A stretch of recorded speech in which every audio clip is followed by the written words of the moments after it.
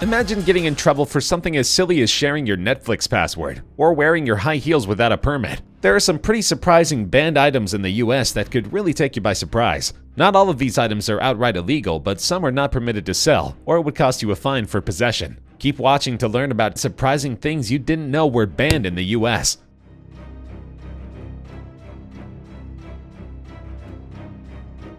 A favorite candy to the rest of the world? Kinder Surprise eggs have been banned in the US since the 1930s. Seems strange, right? After all, they're only delicious chocolate treats with a little toy in the middle. According to US laws, Kinder Surprise eggs violate both Consumer Product Safety Commission and Food and Drug Administration regulations. These laws clearly outline that any food with a non-nutritive object embedded is strictly deemed illegal. The toy in the middle of the Kinder egg makes it highly unsuitable for sale and distribution in the US. There's a good reason for banning Kinder Surprise eggs, though. Due to their edible and inedible nature, young children can easily choke on them. Agencies like the CPSC and the FDA work together to ensure strict compliance with the law and would cease the unlawful import of this candy from other countries. If you're American, you'll just have to wait to travel to other parts of the world to enjoy your next Kinder Surprise egg.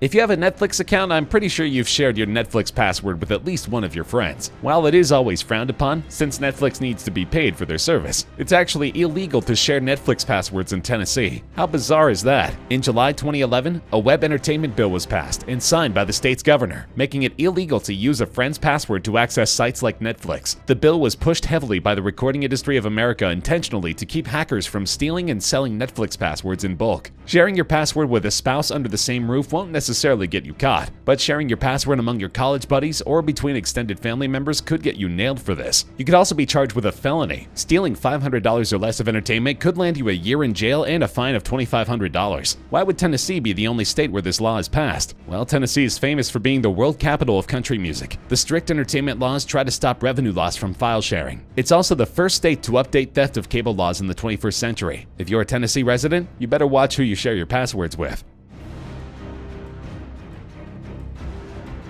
Since 2012, carrying a toy gun on the Vegas Strip has always been illegal. It's not illegal to carry a real gun, but carrying a toy gun will probably get you in a lot of trouble. This law was passed to make sidewalks safer after a deadly mass shooting that left at least 59 dead and 527 injured at a Las Vegas music festival. You might remember that the suspect opened fire on a crowd of about 20,000 people at a country music festival from the 32nd floor of the Mandalay Bay hotel room, leaving lots of casualties. The shooting started with a hail of bullets to the innocent crowd from his hotel room. Since the incident, there's been a critical observation of the state's laws. Guns are legal in the Vegas Strip, and carrying firearms openly is also allowed. No permit is required for you to purchase a gun, and there's no law that limits the maximum number of guns you can have. It's also legal to bring firearms to hotels, casinos, and bars, but they're not permitted at schools or learning institutions. The state of Nevada has some of the loosest regulations on guns in the US, but municipalities can set their own laws on where guns are allowed. Las Vegas chose to use that power to eliminate the legal carry of toy guns. In Southern California, a school board banned the Merriam-Webster Dictionary after a parent complained about a child reading the definition of oral sex. The dictionary was used entirely in grade 4 and 5 classrooms for children aged 9 and 10. The school is also scrutinizing the dictionary for other offensive entries, but going through the entire book might take a while, as it contains over 470,000 entries. While it might seem radical to remove dictionaries from schools, some parents praise the move. Many books have been banned over the years for including words that might seem insensitive, often regardless of context. A panel is reviewing whether the Menifee ban will remain permanent. Merriam-Webster recommended that college-level dictionaries should not be used at grade level. They do also publish children's dictionaries which don't include any sexual content, which may warrant a replacement for elementary and middle schools. It's the responsibility of the school district to shield students from explicit content and to provide age-appropriate resources for the children. States have the ability to regulate gambling within their boundaries. In North Carolina, bingo games are restricted and only allowed to run for 5 hours. And for any bingo game in North Carolina, the prize cannot be more than $500 per game. Further, the state only allows bingo if the game is sponsored by a non-profitable organization. Organizations operating bingo games must be licensed and can only hold up to 2 sessions per week. There's little data to support the specifics on the bingo decision, but it's all part of a larger effort to reduce gambling addiction and commercialize gambling in general. Exclusively made in Sardinia Island, Casu Marzu literally means rotten cheese. It's a traditional Sardinian cheese made entirely from sheep milk. The cheese also contains live maggots, which help the cheese become very soft and liquefied. After fermentation, a hole is cut on top and the cheese is left outdoors, where a species of cheese fly will lay eggs and produce larvae inside it. The larvae eat away at the cheese and leave behind excretions which give it a distinct flavor. The cheese is mostly consumed at weddings and is a traditional food for Sardinians. It's illegal in the United States mainly because it's unpasteurized, which leads us to our next item. The FDA regulates almost everything Americans consume. The sale of raw milk for human consumption is not allowed, although different states have put different laws in place. Raw milk is only legal to buy in 29 American states, though at times you can't just go to the store and buy. You'll have to get the milk directly from a farmer. Pasteurization is a process that kills all bacteria in milk, because raw milk can contain all sorts of bacteria that can easily cause illness. Unpasteurized dairy sales were banned in 1986 after a public citizen lawsuit. A health research group heavily petitioned the FDA to do so after 121 foodborne illness outbreaks were associated with milk products. According to the CDC, around 75% of outbreaks are linked to unpasteurized milk products, with about 6 to 7 outbreaks per year. Due to large consumption rate, milk can easily affect a large number of people over a very short period of time, making it one of the riskiest ways for an outbreak to occur. Since the ban, the FDA has gone to extensive measures to ensure that raw milk is not sold to consumers. In other nations, it's believed that raw milk is nearly as safe as pasteurized milk. Still, pasteurized milk has a longer shelf life, making it profitable and easier to produce for big companies.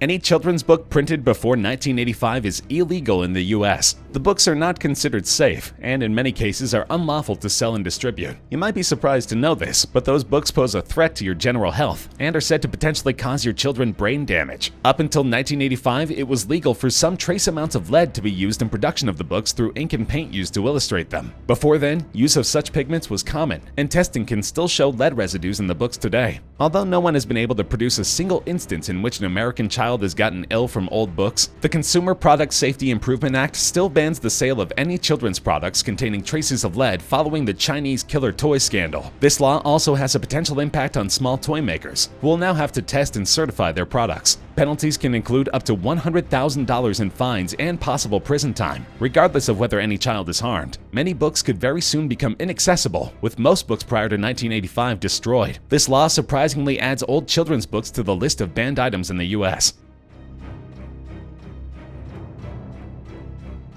As ridiculous as it sounds, it's illegal to sell eggs that haven't been refrigerated in the US. It might not seem strange if you're American and your eggs rest in a carton in the fridge, but compared to the rest of the world where eggs just lay in a basket or a shelf somewhere, it's a rather weird law. So why is it different in America? The reason behind this extreme law is to prevent the spread of salmonella, a potentially fatal bacterium that can cling to eggs. The bacteria are killed off at low temperatures that can be achieved by refrigeration. The CDC estimates that about 1.2 million illnesses and 450 deaths are caused by salmonella each year, though not all cases are traced to eggs. The salmonella bacteria can be passed through the porous shell into the inside of the egg, though in rare cases it can infect the ovaries of a chicken too. Eggs form a thin cuticle devised by nature to protect them from bacteria, which is washed off after washing them. With the cuticle gone, it's essential that the eggs stay chilled until you decide to cook them.